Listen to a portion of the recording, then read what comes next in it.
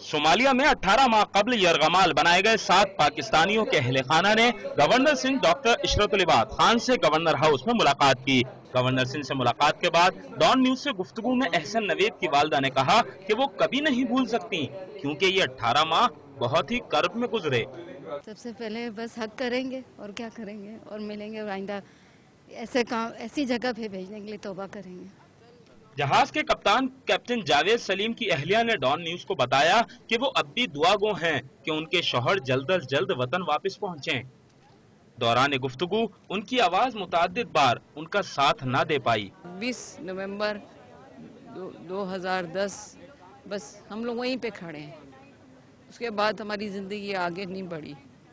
دن رات ہمارے پاس ایک ہی ٹاپک تھا، ایک ہی سب کچھ تھا، لگے رہے جب تک ہمارے میں ابھی بھی بس یہ ہے کہ خوف ہے دل کے اندر۔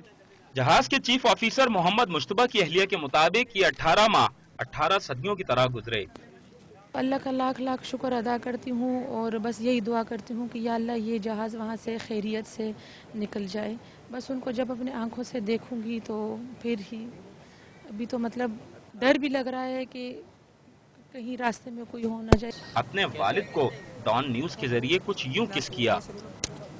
صومالیہ میں بحری قزاقوں کے ہاتھوں یرغمال افراد کے اہل خانہ نے صدر مملکت آصف علی زرداری اور گورنر سندھ ڈاکٹر عشرت العباد خان کا خصوصی شکریہ ادا کیا۔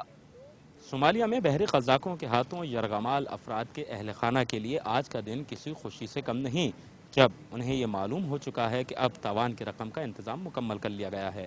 امید ہے کہ یہ لوگ جلد ہی اپنے پیاروں کے درمیان ہوں گے۔ کیمرامین عدنان علی کے ساتھ آصف محمود، ڈان نیوز، کراچی۔